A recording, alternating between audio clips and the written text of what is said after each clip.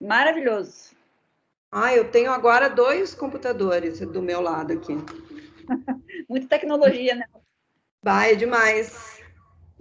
Bom, show, então mas tá perfeito, podemos começar. Então tá. O assunto de hoje era sobre câncer pélvico, tá? O câncer pélvico, ele na verdade é uma aula muito ampla, porque a gente vai ter que falar de câncer de endométrio, ovário, tuba, vulva, vagina, colo do útero, né? E que são tumores que têm comportamentos diferentes, eles têm sinais e sintomas diferentes, maneira diferente de se apresentar, né? E a maneira de como que a gente vai buscar o diagnóstico, que biópsias a gente vai fazer, como vai fazer, eles são diferentes um do outro. Então, eu tentei fazer uma aula o mais objetiva possível, né? Mas tem algumas coisas que são importantes, tá? E que eu acabei deixando, acho que vai ser uma aula longa, vocês podem me interromper se assim desejarem. Eu vou começar pelo câncer de colo de útero. Vocês estão ouvindo direitinho? Sim, dá para ver tudo. Tá, se algum problema der com o som, Angélica, tu me avisa, que eu vou fazer contínua a aula, tá? Toca a ficha. Então, o câncer de colo de útero, ele tem aquele fator de risco conhecido, né, de todos vocês, que é o HPV, né? Então, vocês estão observando, não sei se dá para ver a minha setinha. Dá para ver a seta aqui? Não. Não? Então, só um pouquinho. E aqui? Não. Tá, então, de qualquer forma, eu vou dizendo aonde que as coisas estão. Dentro daquele círculo vermelho, vocês estão vendo o encontro de 2 epitélios, o epitélio escamoso e o cilíndrico. E naquela foto mais embaixo, vocês estão vendo exatamente a zona de encontro desses 2 epitélios. Essa é a junção escamo-colunar, que é a JEC. Vocês podem observar que o núcleo das células deste local, ele é muito ativo, né? Ele é o local preferencial do papilomavírus, né? Por isso que a junção escamo-colunar é a junção preferencial e é o local onde nós vamos ter câncer de colo de útero, né? Depois, todos os outros fatores de risco que são citados aqui nesse slide são todos relacionados a esse perfil de paciente que não usa preservativo, que não vai no posto fazer CP, porque esse é um tumor que era para ser totalmente prevenido. É um tumor que, com um citopatológico e pela evolução muito lenta de uma doença pré-maligna para maligna, não era para nenhuma paciente morrer de câncer de colo de útero ou aparecer num estágio avançado. E isso acontece por quê? Porque existem várias ações de saúde que não são feitas, existe a paciente que não está bem consciente, a ausência do uso de preservativo. Então, todos esses fatores fazem com que essa doença ela seja uma doença ainda encontrada em estágio avançado, principalmente em países em desenvolvimento. A DST, o baixo nível socioeconômico, a precocidade e todos esses fatores estão relacionados a uma facilidade para que essa paciente tenha o papilomavírus e contamine exatamente essa região que eu mostrei para vocês. A multiparidade, a literatura comenta que as pacientes multíparas, elas têm o maior número, elas têm um grande número de parceiros. Então, cairia no mesmo problema das doenças sexualmente transmissíveis, de um perfil que não se cuida, que não usa preservativo, como já citei. Tá? Também a literatura fala que a multiparidade é aquela paciente que vai ter, durante o parto, inúmeras microfissuras, né, no colo uterino, predispondo uma solução de continuidade, né, para que nesta área da junção escamo-colunar, onde eu tenho uma solução de continuidade, eu tenha, então, ali uma infecção pelo HPV. Já o tabagismo, que foi citado aí também, ele só está relacionado com a imunidade. Então, vamos seguir. Esse é um tumor que, de 80% a 90% deles, ele é o carcinoma de células escamosas, né? O adenocarcinoma é muito pouco frequente. Por que eu coloquei aquela foto ali de um colo do útero aberto para vocês observarem que o colo do útero, ele anatomicamente, ele tem 3 centímetros e ele tem uma porção externa que a gente chama de ectocérvix e o endocérvix, que é o canal. Então, qual é a importância aqui para vocês do tipo histológico relacionar com anatomia? É que em muitas mulheres, principalmente mulheres em pré-menopausa, ou mulheres que tenham, por qualquer motivo, uma estenose do orifício cervical externo, este tumor, se ele for um adenocarcinoma, ele poderá ficar mais oculto e nós temos dificuldade de fazer o diagnóstico.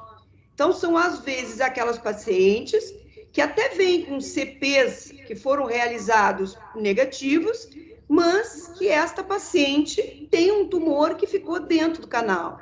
E uma outra particularidade do adenocarcinoma é que ele tem uma tendência de multifocalidade. Então, nós podemos ter um tumor que fique mais distante de onde aquele nosso citobrush, a escova que tira as células do canal endocervical, consegue chegar. O diagnóstico desses tumores, né, ele é feito ele tem uma certa dificuldade para realizar o diagnóstico, porque quando essa patologia ela é inicial, que seria o ideal da gente fazer diagnóstico, a sintomatologia é muito pobre, como vocês podem ver ali. Secreção amarelada, fétida, ciclos irregulares, escapes. Qual é a mulher que não tem isso no seu menacme, né? Então, é muito difícil, quando o tumor é inicial, tu relacionar com uma secreção fétida, seja por um carcinoma, porque tu pode ter gardnerella, tu pode ter tricomonas, e qual mulher que não tem uma secreção amarelada, fétida, né? E que vai procurar o ginecologista, às vezes elas mesmas fazem o tratamento em casa. Agora, o sangramento pós-coital, que é a sinusorragia, esse sim, esse é o mais importante de todos os sinais e que, uma vez referido pela paciente, é sinal de investigação. Não pode passar. Por que passa? Até nas pacientes mais atentas, por causa dos ciclos irregulares e escapes, como está citado ali. Então, uma mulher que já tem ciclos irregulares, ela não vai pensar que aquele sangramento pós-coital é de um tumor ou de uma situação anormal. Ela vai entender que isso faz parte, né, do ciclo dela. Já a sintomatologia vai ser rica quando esse tumor extrapola a anatomia do colo uterino, né?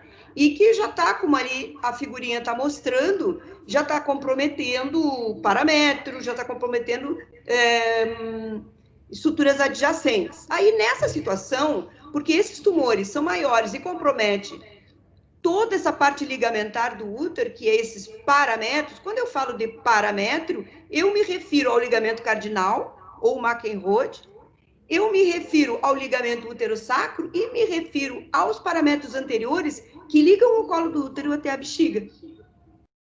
Então, quando eu tenho um tumor que sai do colo uterino e compromete esses ligamentos, então é fácil, o paciente vai ter dor embaixo do ventre, dor lombar, o tumor já é um tumor aumentado de tamanho, vou ter anemia, hematúria, alterações miccionais, e aí é muito fácil de fazer o diagnóstico, né? Eu queria chamar a atenção de vocês, e eu trouxe esse slide aqui, embora bem básico, para mostrar como que os tumores de colo uterino se apresentam. Eles se apresentam com um CP alterado, é uma possibilidade. Ou eles vão se apresentar com um sintoma de sinusorragia, de sangramento pós-coital. Bom, essa paciente que chega com CP alterado, e vocês podem observar aquelas siglas ali todas, que vocês lembram isso lá da parte acadêmica, né? Então, dependendo da alteração do CP, vai chamar a atenção para se fazer uma investigação desse colo uterino. Lembrem, um CP alterado, a olho nu, a vista desarmada, a gente não enxerga nada. Então, como que eu vou saber o melhor local para biopsiar? E se esse local é uma lesão biopsiável, daqui a pouco é um pólipo, um cisto de Naboth, Então, eu preciso fazer uma colposcopia. O colposcópio é uma lente de aumento que aumenta de 10 a 40 vezes, né? E eu vou encontrar algumas alterações nesse colo uterino que são ou mosaico, ou vascularização atípica, ou eu vou encontrar um epitélio espessado, ou um pontilhado, e nesse local eu vou fazer uma biópsia. Então, o CP sinaliza, a colposcopia diz o local. Então, a colposcopia guia a biópsia, e a biópsia vai ser realizada. Uma vez a biópsia sendo realizada, se eu tiver uma neoplasia intracervical epitelial, que pode ser de 1 a 3, a 1 não faz nada, observa, porque ela desaparece em 2 anos, 60% das vezes. A NIC 2 e 3 vai para a conização, e está resolvido. Se eu encontrar nesta biópsia um carcinoma invasor, aí que está o detalhe e a confusão, né, da maioria dos residentes que estão começando a tratar câncer de colo uterino. Se esse tumor é tão pequeno que um CP sinalizou e uma colposcopia guiou, né, eu, para fazer o estadiamento, eu preciso avaliar a lesão como um todo. Eu tenho que saber a profundidade dessa lesão no estroma cervical. Para isso, a biópsia, ela não é suficiente. Eu preciso ter um cone, eu preciso ter uma fatia do colo. Como o colo ele é cilíndrico, a maneira de se retirar essa área da junção escamo-colunar, onde vai ter essas alterações aí, é uma conização. Então, de que forma o CP sinalizou? Alterado. Como é que eu corri atrás dessa alteração? Eu fui com a colposcopia e fiz uma biópsia. E agora eu tenho um carcinoma invasor. E este carcinoma invasor precisa ser estadiado. Eu fiz uma conização. Então, se vocês observarem esta figura, este tumor aqui que aparece, ele rompeu a membrana basal. Então, essa distância de comprometimento, de invasão, tá, no estroma cervical precisa ser medido, porque é a partir daí que eu vou saber que estadiamento a paciente está e o que eu vou propor para a minha paciente. Vocês entenderam agora que se essa lesão é microscópica, eu não tenho outra maneira de saber o quanto que ela invade no estroma se eu não fizer um cone? Então, como que eu vou chamar este cone? Um cone estadiador. O cone lá de cima, que tratou o NIC 13 e NIC 2, é um cone terapêutico. E quando eu tenho dúvidas da minha biópsia, o cone também vai ser diagnóstico. Então, são 3 funções para o meu cone. Um cone terapêutico, um cone para definir o diagnóstico e um cone estadiador, que é o caso aqui da nossa paciente. Então, vocês estão observando agora 2 tipos de lesão de colo uterino que se apresentam. Aquela que eu falei para vocês, que ela invade o estroma cervical, que rompeu a membrana basal, que eu vou chamar de carcinoma invasor subclínico. E aquele outro maior é um tumor macroscópico, que vocês podem observar. Ele destruiu todo o colo uterino, toda a anatomia do colo, ele já pega a vagina até terço médio. Isso é uma paciente nossa com comprometimento de vagina até o terço médio. Então, eu pergunto para vocês, quando um CP está alterado, que vocês fizeram tudo aquilo e chegaram no subclínico, já sabem que estadiamento está, o que vocês vão fazer para o tumor macroscópico? Se essa paciente chegar e disser para vocês que há 4 anos elas não fazem CP, vocês vão fazer um CP? Não é necessário. Se quiser, pode até fazer, mas ele não vai definir a conduta, seja negativo. Então, nessa situação de um tumor macroscópico visível, eu já vou fazer uma biópsia. O cone cabe nesta situação aqui que eu estou mostrando para vocês? Não, porque eu nem tenho como fazer cone, porque o tumor já está na vagina. Eu preciso fazer um cone? Não, porque essa lesão não é microscópica, não é um tumor subclínico. Eu tenho uma lesão macroscópica. Mas como que eu vou medir? Eu vou medir a olho nu. Eu consigo ver aqui que esse tumor aqui, ele deve ter aqui uns 4,5, 5 centímetros de extensão, tá? Aí vocês vão me dizer, tá, mas e tu não sabe o que tem de tumor lá atrás? Realmente, o que eu preciso fazer para avaliar esse tumor em extensão profunda e para ligamentos? Eu preciso fazer um toque retal. Porque pelo toque retal eu consigo atingir os parâmetros, que são os ligamentos cardinais e uterossacros. Então, se eu estou dizendo para vocês que eu tenho um tumor, que eu consigo olhar e dizer quanto ele mede, que eu consigo avaliar se a extensão dele é para a vagina e se é terço proximal, distal ou médio, e se eu consigo com um toque retal confirmar a minha extensão, e se esses parâmetros estão comprometidos e o quanto ele está comprometido, se ele está comprometido no seu terço médio, no seu terço proximal ou distal até a parede óssea, eu estou fazendo um estadiamento clínico. Então, o câncer de colo de útero é um tumor que se faz o estadiamento clínico, tá? Aqui, então, eu resumi tudo isso que eu falei para vocês, como que se apresenta uma lesão subclínica. Um CP alterado, uma colposcopia alterada, aí eu vou fazer uma biópsia para ter histologia, e a histologia me avalia a profundidade, eu tenho o meu tumor microscópico, subclínico, avaliado. A minha lesão maior, macroscópica, que está ali do outro lado, ela vai se apresentar para mim como uma lesão esofítica, ou infiltrativa, ou mista. Eu até acho que esse tumor que eu estou mostrando para vocês, ele é um pouco esofítico e um pouco infiltrativo ali na bexiga, tá? Eu avalio o diâmetro a olho nu, porque eu enxergo pelo espéculo, e com o meu dedo, pelo toque retal, eu faço a avaliação mais profunda, né, atrás do colo, porque eu consigo, com o toque retal, passar meu dedo atrás do colo e avaliar toda essa extensão tumoral, inclusive infiltração para parâmetros. Então, um outro aspecto para a gente chegar no estadiamento, tudo isso para a gente entender como que o estadiamento do colo do útero ele tem que ser feito. A grande maioria dos tumores, ele se dissemina por via direta, que é contiguidade ou continuidade, né? Depois nós temos a via linfática e muito raro hematogênica.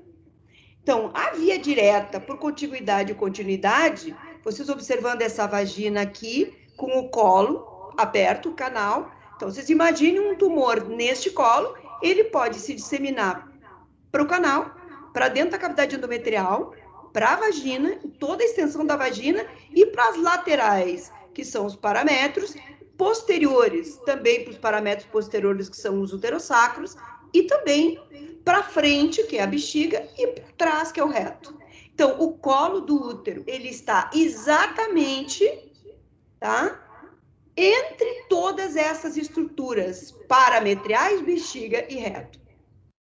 E embaixo nós temos a vagina e em cima nós temos a cavidade endometrial. Então, este tumor, ele vai invadir diretamente estas estruturas adjacentes.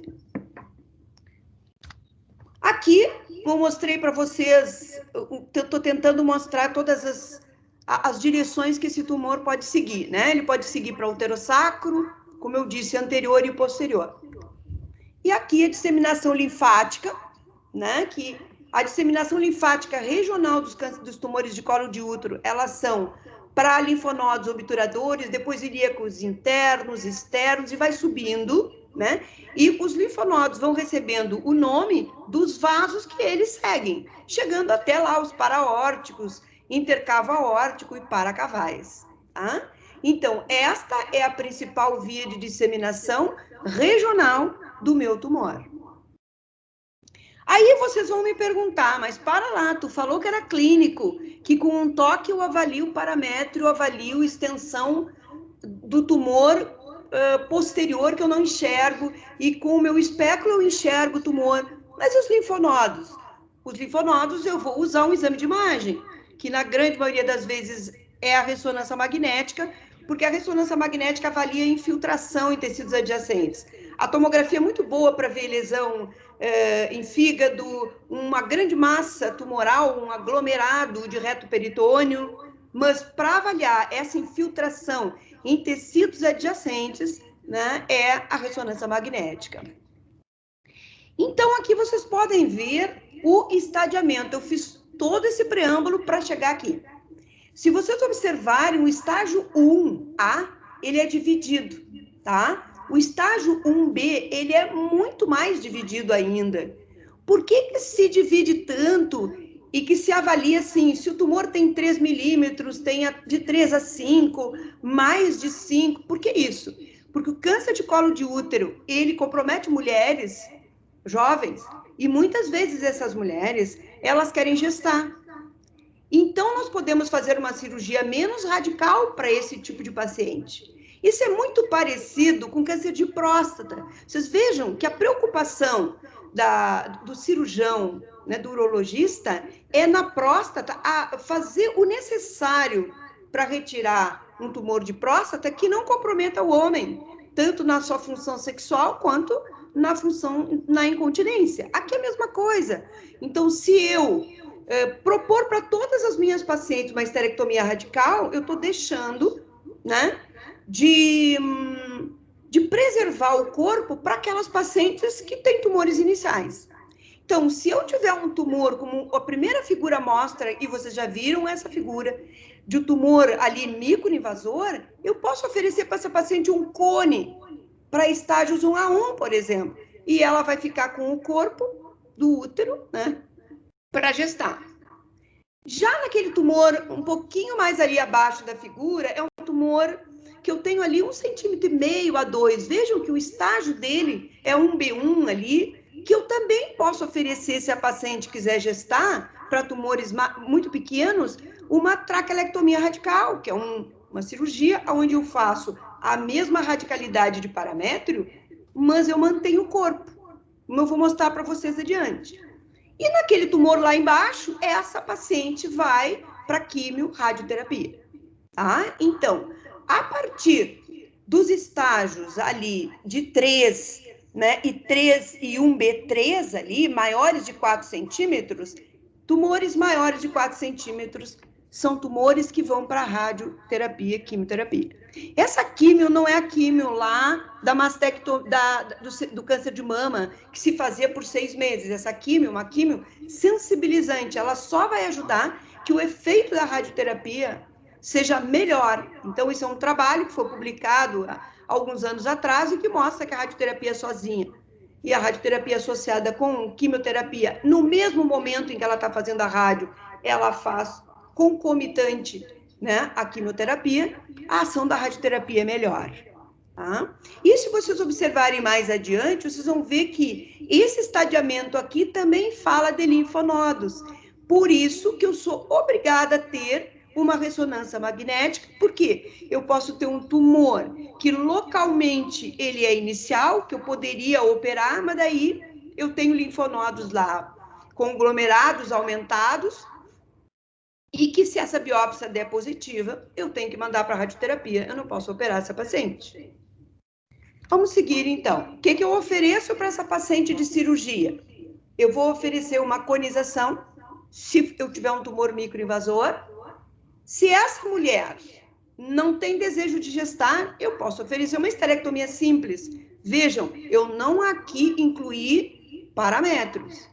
Quando eu falo em esterectomia radical, eu estou considerando colo uterino, corpo uterino, estou considerando paramétros que são cardinais, uterossacros e paramétros anteriores, são paramétros bem pequenininhos que ligam o colo do útero à bexiga, como eu já falei para vocês. A histerectomia radical, ela não está incluindo os anexos, que é tubas e ovários. Então, dizer que eu estou fazendo uma histerectomia radical, eu estou tirando útero, colo, corpo e paramétros.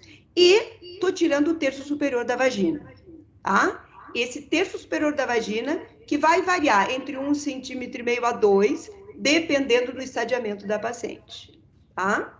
Bom, quando essa paciente é uma paciente que já está em menopausa, já está por volta dos 50 anos, eu posso tirar os ovários dela, tá?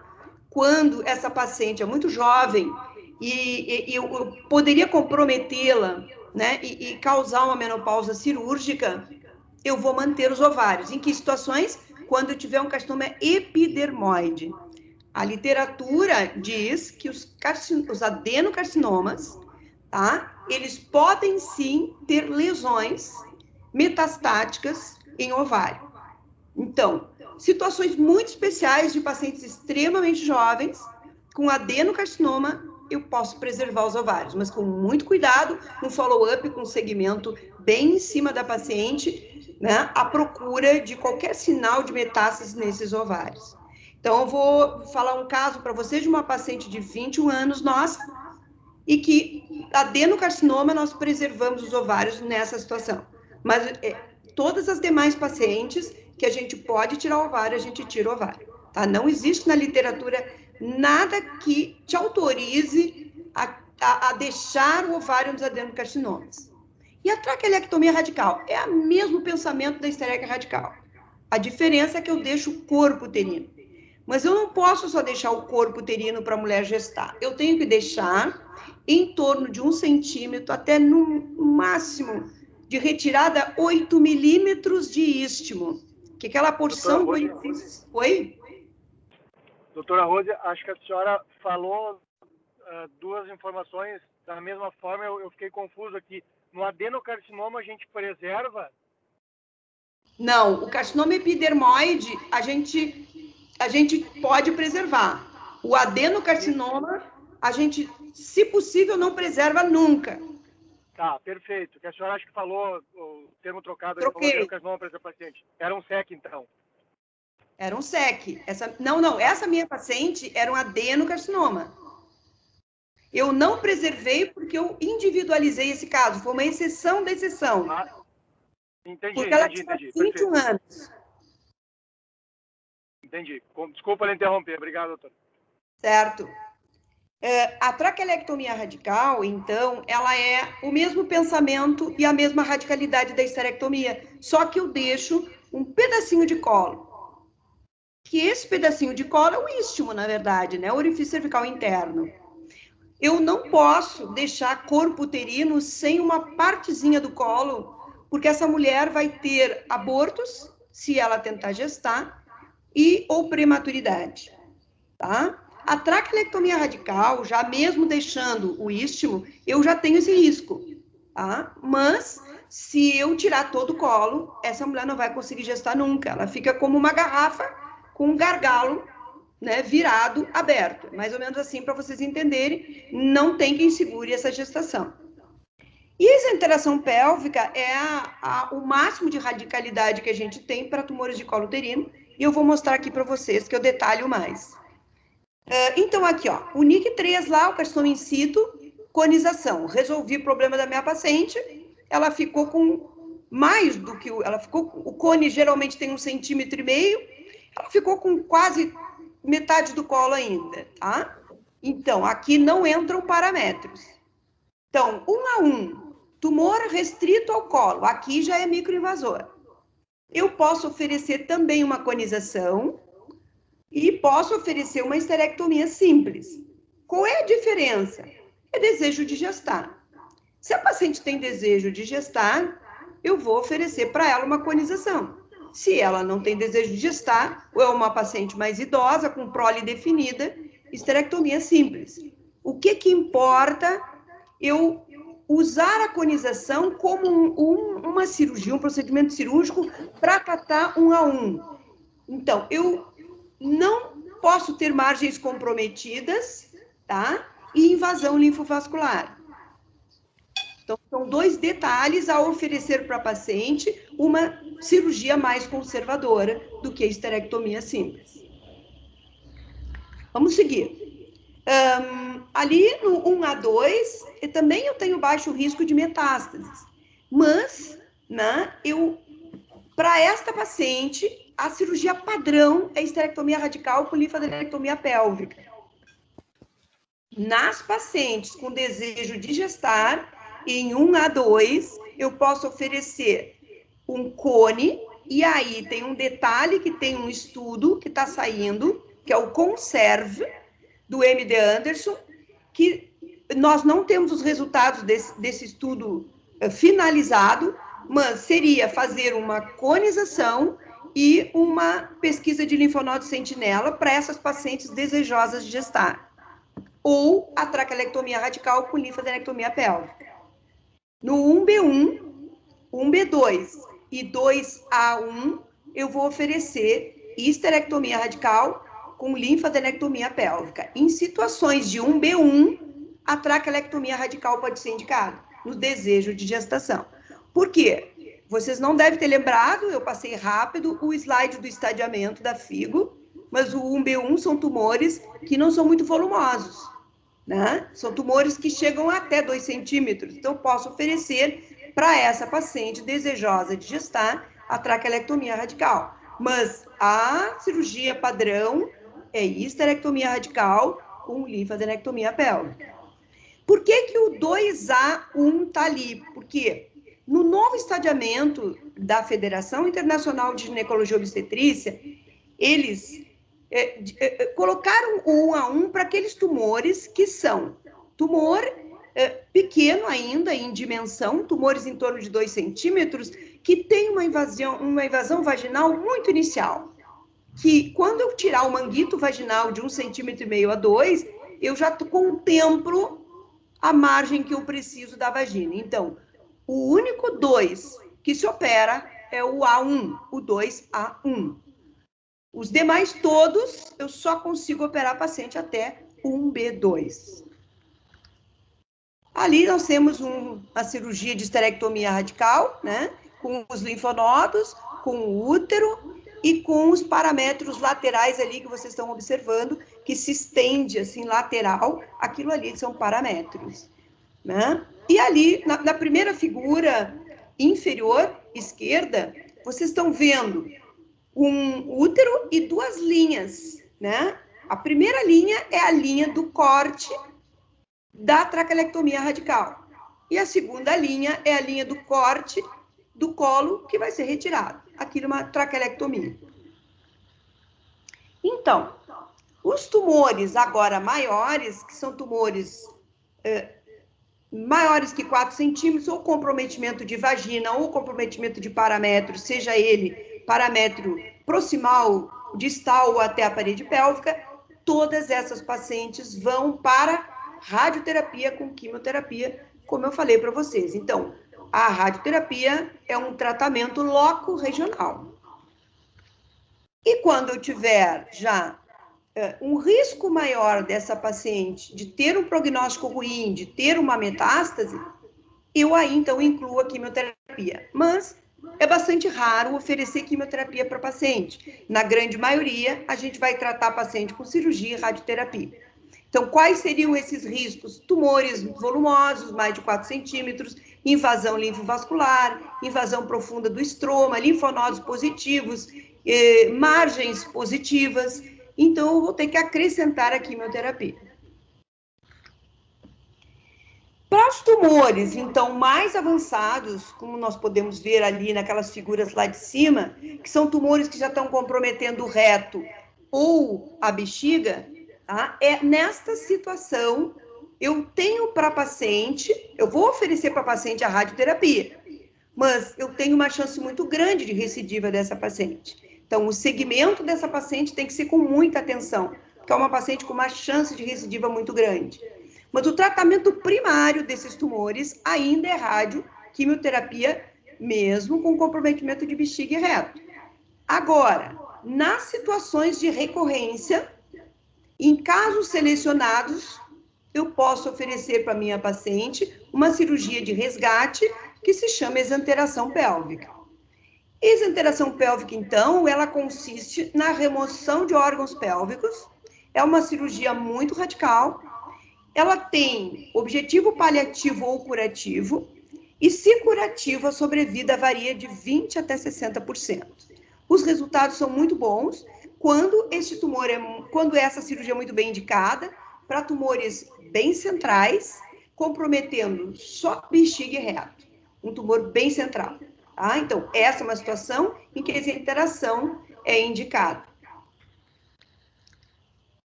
Então, as isenterações, elas não são indicadas só para câncer de colo de útero. A gente também tem para uma vulva, um tumor de vagina, um tumor de endométrio, de ovário, que tem uma extensão muito grande, comprometendo estruturas vizinhas, né? E também para reto, sigmoide, ânus, também se indica isenteração pélvica.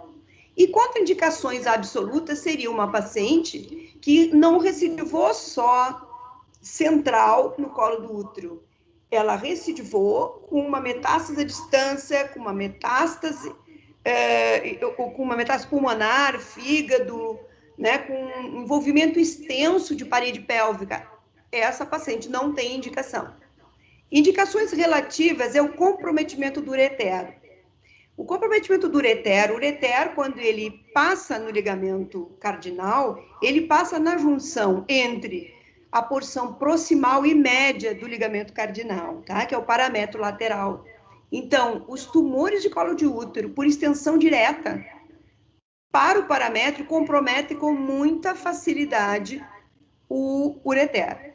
Então, ureter comprometido, né, é uma contraindicação relativa. E se eu consigo tirar todo o tumor, se esse comprometimento central se estende um pouco para o parametro proximal, eu posso também oferecer para a paciente a isenteração. Aqui, nós temos como se divide os tipos de isenteração. Nós temos uma grande classificação, que é se ela é supra ou se ela é infra-elevadora. Ali dá para observar em B, é o músculo elevador do ânus. Porque se o tumor estiver no terço proximal da vagina, eu não preciso tirar terço distal e vulva. Agora, se o tumor estiver comprometendo toda a vagina e vulva, eu preciso fazer uma isenteração total. Então, ela vai ser supraelevadora ou infraelevadora.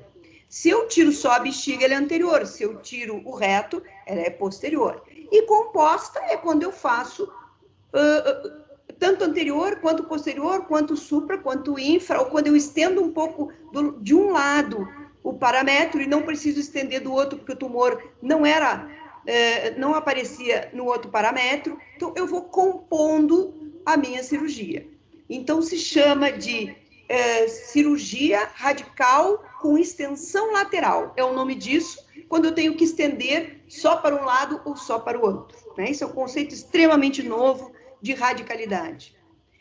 Ali naquela figura lá de cima à direita, vocês podem observar que esse tumor está comprometendo a bexiga.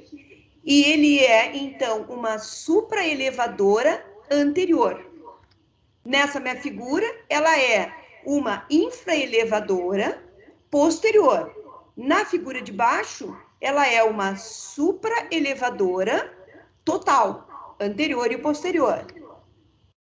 Como é que eu vou fazer? Como é que eu inicio essa cirurgia? Eu trouxe aqui um passo a passo bem rápido, porque todos vocês são cirurgiões, né? E eu costumo dizer que o cirurgião tem que estar preparado para fazer essa cirurgia, porque se ele vai para uma cidade onde ele não tem um cirurgião oncológico, ele pode sim se preparar, ele tem condições de fazer as cirurgias pélvicas radicais, todas essas que eu estou falando para vocês. Então, entrada no ligamento de Retzus, tu abre o ligamento de Retzus, tu baixa a bexiga toda, né? Tu une os dois espaços ali laterais pararetais e paravesicais.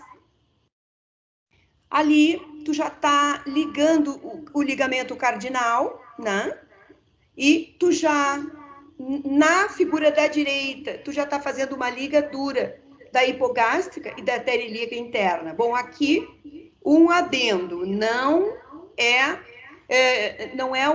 absoluto, né, esse passo da cirurgia. Se vocês julgam que não precisa ligar a artéria hipogástrica, tá? Ela não precisa ser ligada, né? Ela faz parte, né, da isenteração clássica, básica, mas esse passo, se vocês julgam que não precisa, vocês podem fazer a ligadura da uterina lá na emergência da uterina, né, no momento que ela se divide da hipogástrica.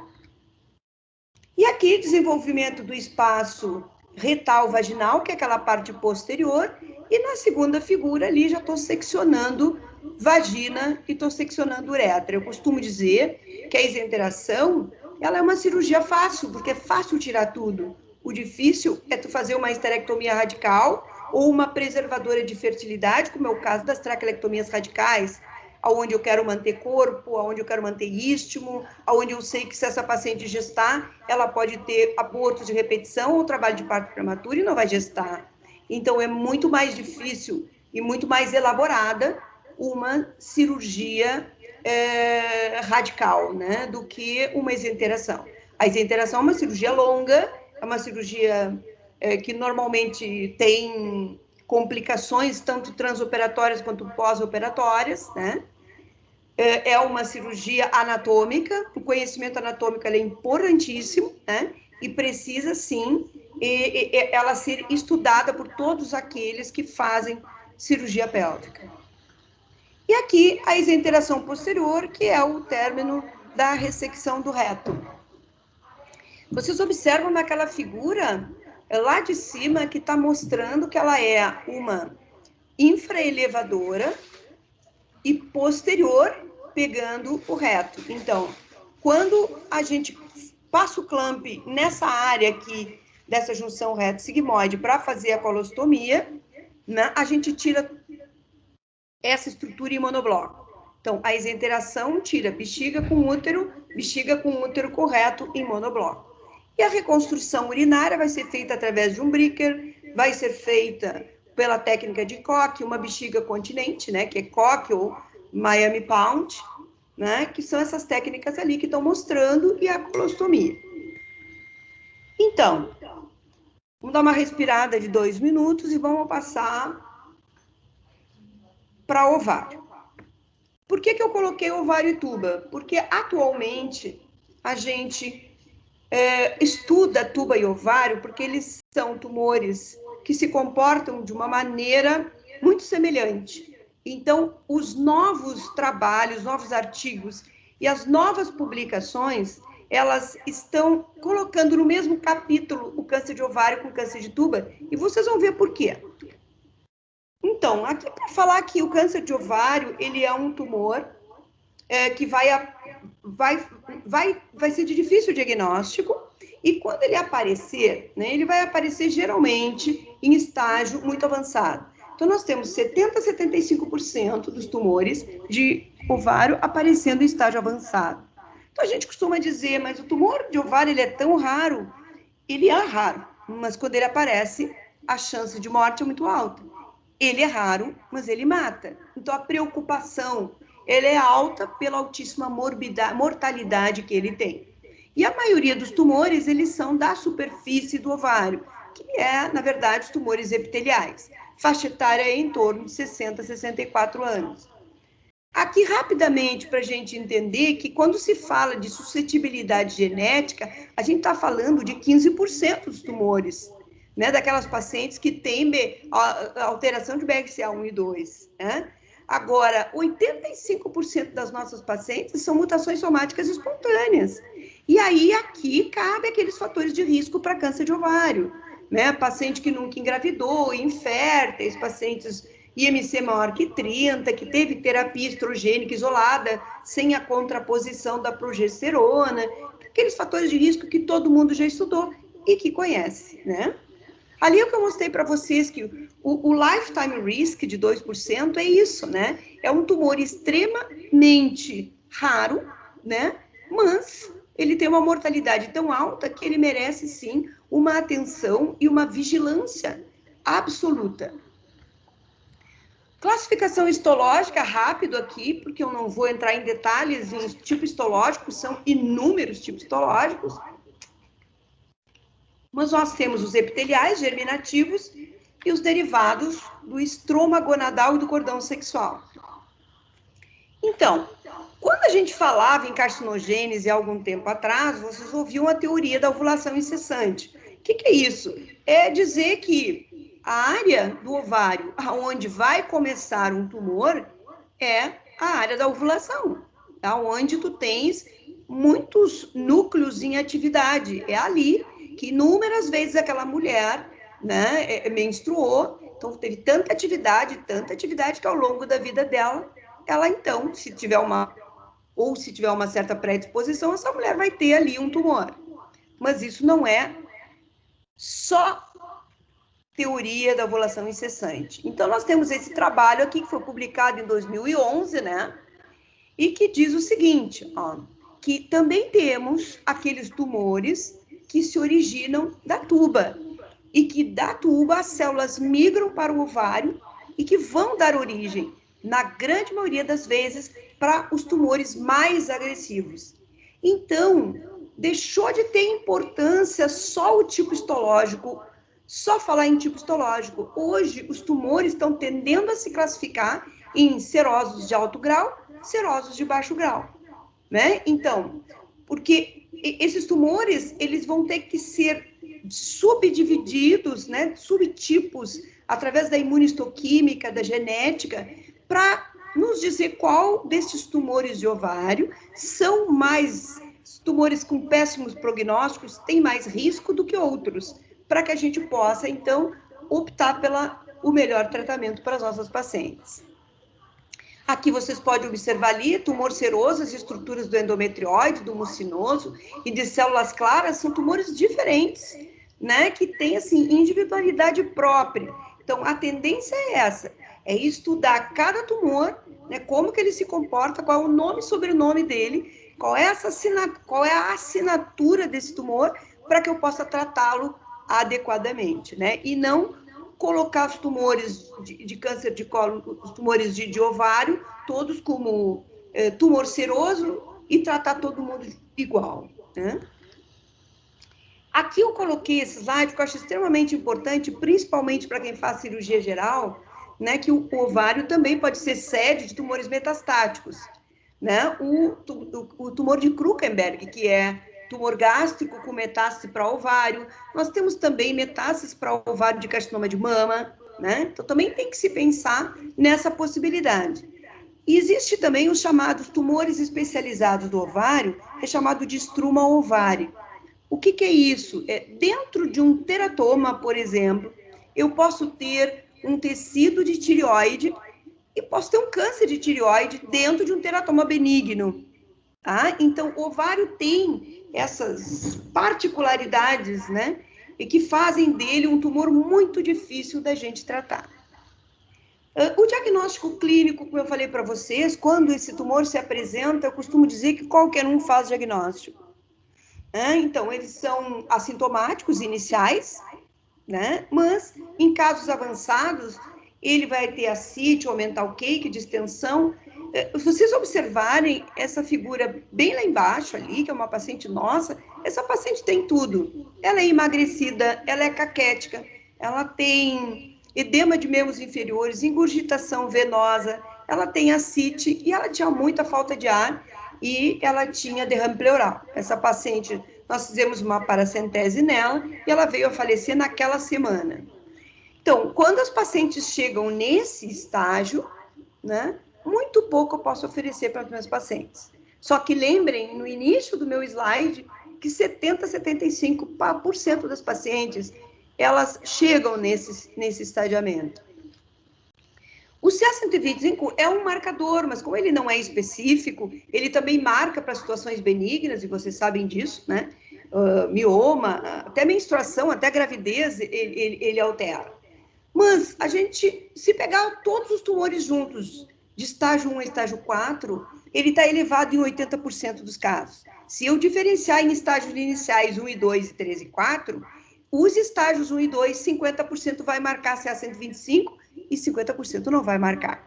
Então, vejam que eu não posso usar o CA125 para me fazer diagnóstico, né? Ele serve para avaliar a resposta a tratamento, para predizer se tem uma recidiva ou não. Então, ele é muito mais para avaliação de terapêutica e saber em que momento eu devo ou não começar um segundo ciclo de químio ou pensar numa cirurgia de resgate. Mas ele não serve sozinho para diagnóstico, ele ajuda no contexto. E a imagem, eu já falei para vocês que a ressonância magnética sempre ela vai estar presente, né, para os tumores pélvicos, mas aqui, para ovário, eu vou chamar um pouquinho mais de atenção para a tomografia. Por quê? Porque lá no colo do útero eu tinha uma infiltração, eu tinha continuidade e contiguidade. aqui eu tenho um tumor que tem uma disseminação celômica. Eu posso ter uma doença muito pequena no ovário e eu posso ter uma metástase hepática, eu posso ter um conglomerado de lesões no diafragma. Então, a tomografia aqui, ela é muito bem indicada. E a ultrassonografia, né, tanto abdominal como transvaginal, eu coloquei ela aqui para vocês, mas eu não estou me referindo aqui para estes tumores avançados que eu mostrei para vocês. Eu estou me referindo àquela paciente que chega com uma massa pélvica a esclarecer, né? E que nessa situação, uma ecografia transvaginal com Doppler vai me dar algumas indicações se esse tumor é um tumor com características de malignidade ou não, para eu me preparar, né? Se vou entrar por vídeo, vou entrar aberta, se eu vou propor para uma paciente uma congelação transoperatória ou não, né? Então, a ultrassonografia transvaginal, na investigação de massas pélvicas, é o exame mais importante, e aí se acrescenta também ao CA-125, história clínica da paciente. O raio-x de tórax, né, entra como estadiamento e é também como pré-operatório. Ali nós temos duas imagens, né, de ultrassonografia lá em cima e ressonância magnética embaixo, mostrando como que os tumores podem se apresentar. Então, aqui vocês podem ver, né, que dentro daquele círculo, eu não vou ler todo o estadiamento, mas eu trouxe para mostrar para vocês aonde entra, né, a atenção que nós temos que ter com investigação de massas pélvicas. Ali no estágio 1C1, se a gente romper o tumor, né, um tumor que era de cápsula íntegra, e se no transoperatório eu romper o tumor, eu passo essa paciente para um tumor disseminado e eu coloco ela em quimioterapia. Tá? Então, não quer dizer que seja um erro absurdo. Todas as pessoas que vão abordar a pelve com massa pélvica, evidentemente, em algumas situações vão romper o tumor, né? Mas vamos tentar não rompê-lo. E aí a literatura diz assim, se esse tumor já estava com a cápsula rota previamente, ele tem um prognóstico muito pior do que o cirurgião rompendo no transoperatório, tá? Mas esse dado de ruptura vai para o oncologista clínico e coloca a paciente em quimioterapia. Então, quais os fatores que apontam para a presença de malignidade na avaliação clínica das massas pélvicas? Eu trouxe porque isso aqui é muito útil. Quer dizer, idade da paciente. Você sabe que a paciente muito jovem, tu vai pensar em tumor germinativo.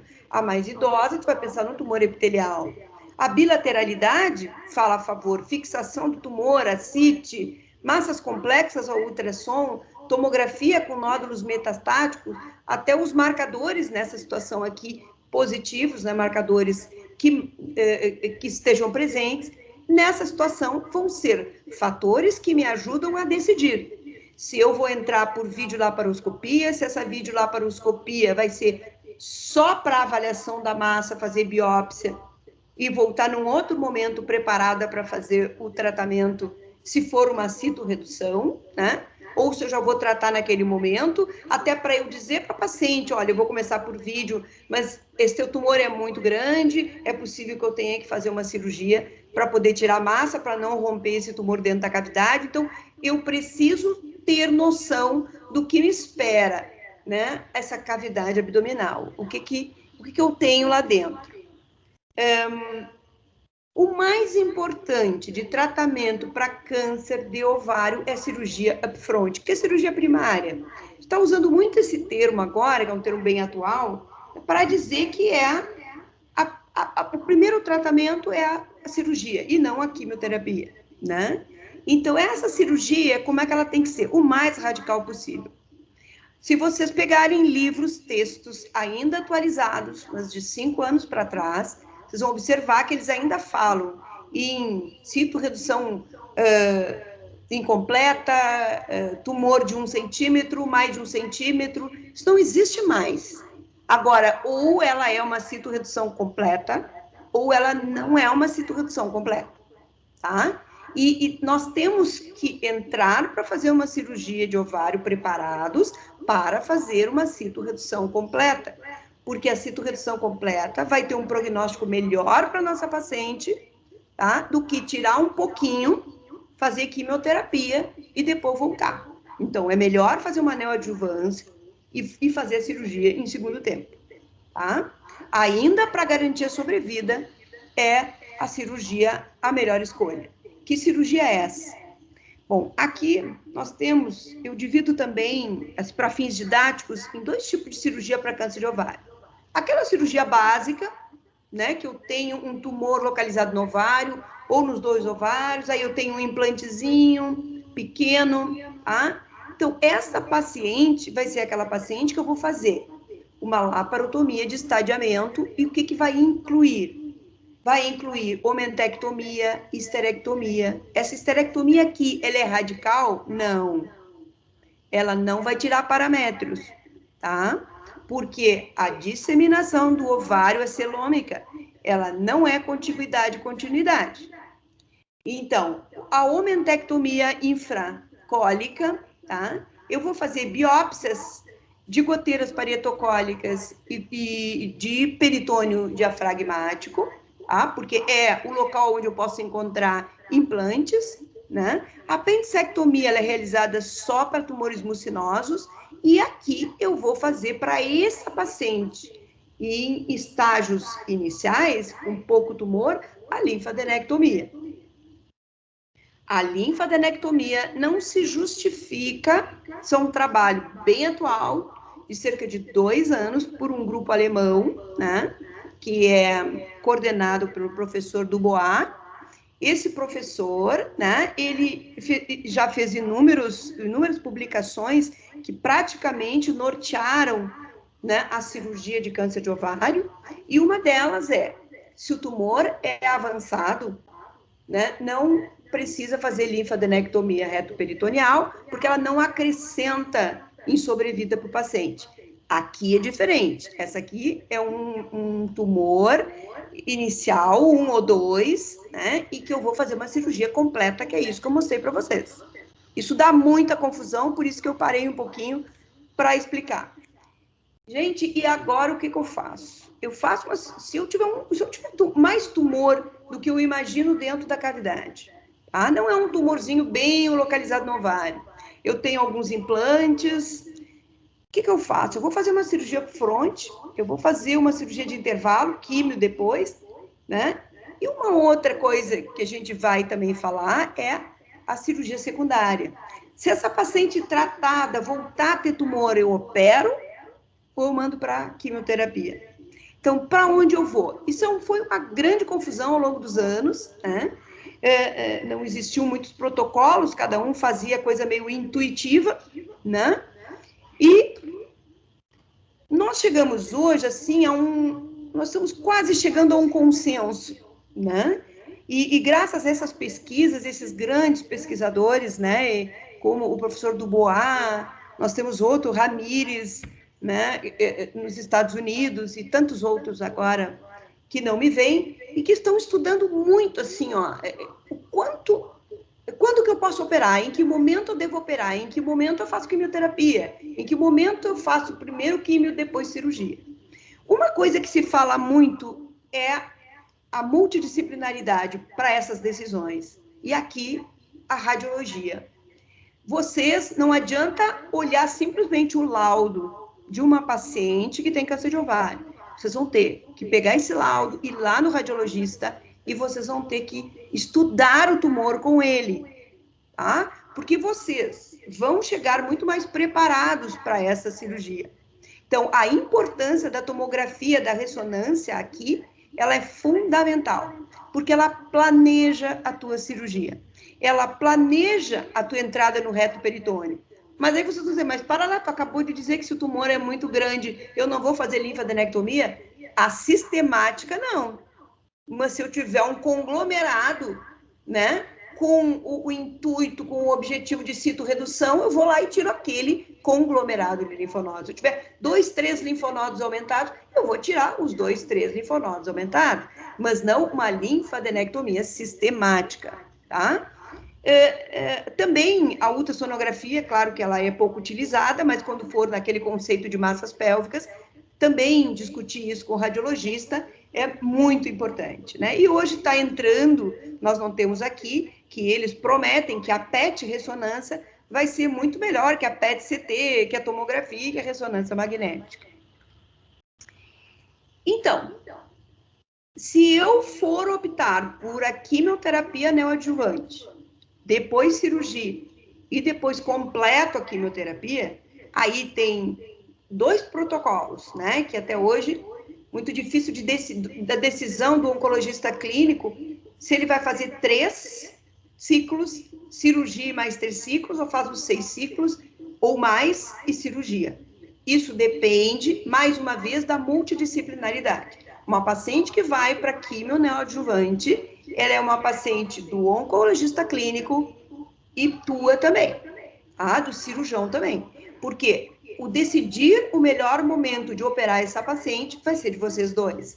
Resposta à químio, redução tumoral, né?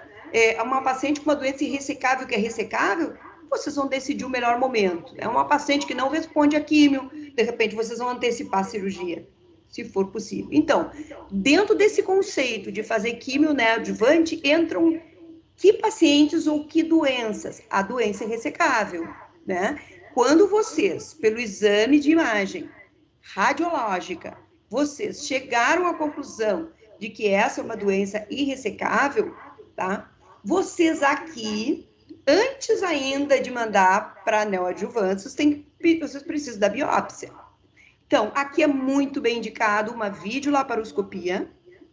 Esta vídeo vai se chamar de videolaparoscopia para avaliação de extensão de doença, ou estadiadora. Então, nessa videolaparoscopia, eu vou retirar tumor para anatomopatológico, para minhas biópsias, né? E vou fazer uma avaliação da ressecabilidade. Se na avaliação eu disser que essa paciente, esse tumor, tem grande chance de não ser um debooking completo, então eu mando ela para neoadjuvância. O tratamento, então, agora, já mandei para neoadjuvância, essa paciente está na minha mão. Ou eu decidi, né, que essa paciente ela é ressecável pelo meu exame de imagem e também pela avaliação que eu fiz pela videolaparoscopia. Agora eu tenho que, então, fazer o tratamento cirúrgico. E se usa muito esse termo, cirurgia citoredutora de esforço máximo. O que é isso? É chegar com a paciente preparada, ela vai ser a primeira do turno, ou do turno da tarde ou da manhã, ela vai ter uma equipe competente, capacitada, especialistas que conseguem tirar uma lesão na superfície hepática, uma lesão do diafragma, se na retirada do peritônio diafragmático eu entrar na cavidade pleural, eu conseguir fazer um dreno de tórax. Então, eu tenho que ter uma equipe de cirurgiões capacitados. Aí os trabalhos mostram que quando essas cirurgias são feitas em hospitais especializados, hospitais com complexidade para cirurgia deste porte, as pacientes têm um prognóstico melhor.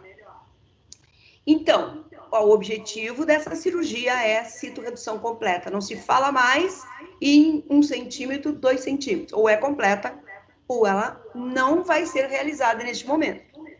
E a químio fica então, reservada para aquelas citorreduções a irressecabilidade, onde a citorredução primária não é possível. E também para situações em que a paciente não toleraria uma cirurgia de tamanha radicalidade. Aqui, né, um dos trabalhos de Dubois, de 2009, ele já tem um estudo recente que saiu há dois meses atrás, e que ele mostra, né, que a cirurgia completa, né, que nesta época, em 2009, a gente considerava R0, radicalidade 0, radicalidade 1, radicalidade 2. Não se diz mais isso, agora é completa ou não, em que vocês observam que quando a gente tira toda a lesão macroscópica visível, a sobrevida é melhor do paciente. Então, quando a gente chega numa videolaparoscopia para avaliação de extensão de doença, para saber se essa paciente depois que eu passei lá no radiologista e que eu estou com dúvida se essa paciente é operável ou não neste momento, e eu olho para essa cavidade e digo, isso aqui é irressecável. E outros vão dizer, não, é ressecável. Isso dava uma grande confusão, isso é muito subjetivo. Então, Fagotti, Ana Fagotti é uma oncologista pélvica da Universidade de Roma, tá? Que tentou fazer um score para tentar unificar, para tentar objetivar e não ficar isso tão subjetivo. Um diz que é ressecável, outro diz que é irressecável. Então, o que é o score de Fagotti? O score de Fagotti é esta avaliação videolaparoscópica fácil, né? Em que tu dá nota para o que tu está encontrando, tá? E se esta nota, se esse score for maior ou igual a 8, eu tenho uma grande chance de não atingir a cito-redução ótima. E como isso se reproduz para todos os cirurgiões, fica muito mais fácil agora, a nossa linguagem é a mesma, fica menos subjetivo. Existe o score, né, que você sabe que é o PCI, né, mas ele é bem mais amplo, um pouquinho mais complicado. Então, há uma tendência da oncologia pélvica a fazer o score de Fagotti. Aqui, o mental cake, olhem lá, vocês têm à direita quase nada, né, de tumor, e à esquerda vocês têm bastante tumor. Carcinomatose peritoneal vai ganhar 2 pontos ali à esquerda e à direita vai ganhar 1 ou 0. Carcinomatose diafragmática, vejam a diferença das duas figuras. Retração de mesentério, vejam a diferença. Infiltração no intestino, e a extensão dessa infiltração também é importante. Infiltração gástrica, metástases hepáticas superficiais. Então, aqui nós estamos mostrando, eu mostro para vocês algumas das nossas cirurgias, e aonde a gente mostra onde foi aplicado esse score. Então, acho que deu para vocês entenderem que ficou menos subjetivo no momento que eu digo, eu vou dar uma nota para retração de mesentério, vou dar uma nota para comprometimento de carcinomatose, vou dar uma nota para aumentar o cake. E aí, se eu tiver mais de 8, eu digo, terminou a cirurgia videolaparoscópica, essa paciente vai para a quimioterapia e depois, no segundo tempo, eu vou fazer a cirurgia. Então, nós fizemos em 2018, e eu participei, né, deste consenso da Sociedade Brasileira de Cirurgia Oncológica, e a gente tentou, nesse consenso, mostrar, e que foi a parte que eu fiz, né, a minha parte do trabalho foi falar sobre a cirurgia básica. E aqui eu estou mostrando para vocês ali, ó. Tirar a CIT, se não tiver a CIT, tu faz um lavado para citopatologia, ali avaliando a parte mais inferior ali do fundo de saco de Douglas, avaliando ali o aumento, aqui retirando o aumento infracólico, a linfadenectomia, porque isso era um tumor que não era um tumor extenso, era um tumor estágio 2A, eu acho. Então, ali toda a linfadenectomia, né? Linfadenectomia, nessas situações, ela é das renais até a pelve, tá? Até a fossa obturadora. Então, o que diz exatamente esse trabalho? Mostra o que eu já falei para vocês, que a linfadenectomia sistemática das renais até a fossa obturadora é para aquelas situações de tumores e em que tu tem tumores estágios iniciais operáveis. Para a doença avançada, sem suspeita de linfonodos aumentados por imagem, a linfadenectomia sistemática só aumenta a morbidade sem benefício de sobrevida. Exceção aquelas situações de linfonodos aumentados em reto peritônio, em que, com o objetivo de cito-redução, eles devem ser ressecados, mas não uma linfadenectomia sistemática. Então, aqui né? O conceito de cirurgia R0, que é a cirurgia completa hoje, como a gente diz hoje, né? É aquela cirurgia que fica limpa, como vocês estão observando naquela situação. Recorrência, né? O que eu faço se essa paciente, depois de tratada upfront, ou depois de fazer quimionel, fiz cirurgia e ela recidiva? Bom, essa é uma situação, tá? Que ela é bem nova e ela merece, mais uma vez, individualizar cada caso. Para eu operar essa paciente, para operar essa recorrência, essa paciente tem que ter performance status, ela tem que estar em boas condições, ela tem que ter condições clínicas para suportar uma cirurgia de recorrência, que é muito parecida com as cirurgias upfront de cirurgias de citorredução com grandes massas. Então, a radicalidade, ela é tão igual ou maior do que aquela minha primeira cirurgia. Por quê? Porque eu já operei essa paciente antes, eu tenho muito mais aderências, muito mais risco de fístulas, né? Então, esse é um caso que tem que ser individualizado para saber se essa paciente é candidata à recorrência ou não. Se eu for para essa recorrência, a literatura me permite eu fazer uma citorredução incompleta? Não. Então, esse trabalho de Dubois, né, que é o desktop, que é aquele mesmo de 2009, que ele concluiu agora, há cerca de alguns meses, na ASCO, que ele apresentou o trabalho, que ele diz exatamente isso. Eu só posso entrar para uma recorrência se eu oferecer uma cirurgia completa. Então, operar a paciente na recorrência completa ou não operar a paciente se tu julga que a cirurgia, que o tumor não sai todo. Aí, então, tu encaminha para quimioterapia. Então, recorrência, cirurgia é melhor que quimio, que é melhor que cirurgia incompleta. A cirurgia incompleta é a última dessas prioridades, né, desses passos. Então, dessas prioridades, considerando sobrevida de paciente, considerando o prognóstico da paciente. Ou opera e tira tudo, ou manda para químio, e não opera pelas metades. Não tira, não faz cirurgias incompletas. Então, mais uma vez aqui, o valor da citorredução completa. E ali vocês estão vendo a ressecção, né, do meso, ali do aumento lá em cima. Ali nós temos lesão na pequena curvatura ali do estômago, né, e do aumento, do grande aumento, sai também. Naquela porção inferior, na parte inferior da figura, vocês estão vendo o reto cheio de lesão. Então, essa cirurgia de citorredução, se precisa, vocês vão tirar essa parte do sigmoide e vão fazer uma anastomose se julgar, né? Ou vocês vão fazer uma colostomia e tentar voltar num outro tempo. Ali nós estamos fazendo uma peritonectomia, tá?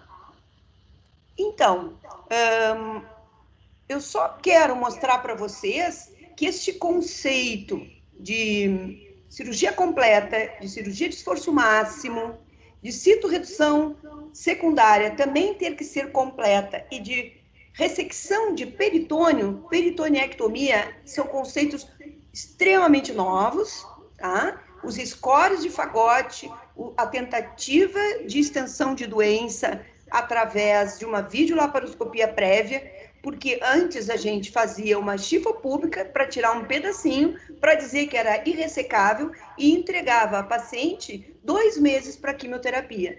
Desta forma, se tu decidiu que ela é irressecável, em 15 dias depois da vídeo, a paciente já está em quimioterapia, tá? Então, a sobrevida da paciente também, nessa situação que tu não atrasou o tratamento, é extremamente importante. Então, uma respiradinha e vamos agora para a tuba. A tuba eu vou falar muito pouco, porque tubo uterina é igual ao ovário. O adenocarcinoma é extremamente raro, como vocês podem ver ali. Ela é uma doença de pacientes que vai de 40 a 60 anos. Etiologia é desconhecida. Os sintomas clínicos, o diagnóstico, a forma de estadiar, ela é exatamente igual ao ovário. O que eu acho importante desse slide aqui é mostrar para vocês que como é que eu vou fazer a diferença entre ser um tumor de tuba ou é um tumor de ovário. Às vezes não tem esse diagnóstico, então consegue saber essa diferença. Mas, geralmente, se o crescimento é intraluminal, fala mais a favor de tuba. Se o envolvimento é papilar da serosa, também, né? Demonstração entre um epitélio benigno e maligno, também, né? Então, na verdade, a imunistoquímica ajuda bastante aqui para diferenciar um e outro. Mas são inúmeros os casos de câncer de tuba que a gente trata como tumor de ovário e tu não vai saber o que começou primeiro. Se foi o ovário comprometendo a tuba ou a tuba comprometendo o ovário. Então, mais uma respirada. Agora, claro que nenhum dos tumores que eu vou apresentar para vocês, ele é tão extenso quanto os dois que eu falei anteriormente. Então, eu vou até tentar passar um pouquinho mais rápido para não deixar tão cansativo essa aula. Câncer de endométrio. O câncer de endométrio é aquele tumor, né, das mulheres que se expuseram a uma ação do estrógeno sem a oposição da progesterona. São aquelas pacientes que fizeram uso de estrogênio único sem a progesterona. Esse é o mais comum, né, fator de risco dessas pacientes. E a grande maioria dessas pacientes, elas vão ter um carcinoma de endométrio tipo 1, que eu vou mostrar para vocês essa classificação. Então, é extremamente importante esse slide. O tipo 1 é a grande maioria das pacientes, são as jovens pré-menopáusicas em que foram expostas ao estrógeno. A tipo 2 não teve fonte de estimulação estrogênica, e são as pacientes mais idosas. Se vocês lembram daquele slide bem inicial que eu mostrava para vocês do ovário, e que eu dizia, né, que os tumores eram diferentes e que o ovário se começava a estudar cada tumor individualizado, aqui também se tenta individualizar, né, que tipo de paciente vai ter tumor mais agressivo ou menos agressivo. O tumor tipo 2 tem uma tendência de ser um tumor de péssimo prognóstico e muito agressivo. Então, qual é a relação, né, em relação às características fenotípicas das nossas pacientes? O que nós precisamos saber? Que o tipo 1 é da paciente hiperlipidêmica, obesa, hiperestrínica, ciclos anovulatórios, e o tipo 2, nada disso. O tipo 1, tumores moderadamente a bem diferenciados, e o outro são os G3, né, tumores indiferenciados. O tipo 1 vai ter uma invasão superficial no miométrio.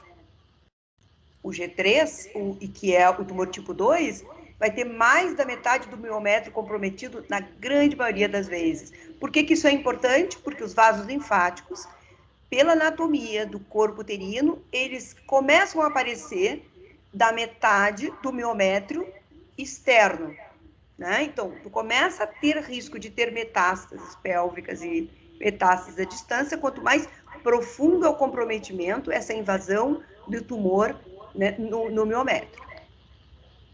Então, bom prognóstico, tipo 2, mau prognóstico. Linfonodos, na grande maioria, vão ser negativos. Na grande maioria, pacientes obesas, os linfonodos do tipo 2 são positivos e são idosas. Então, é importante, né, essas características para o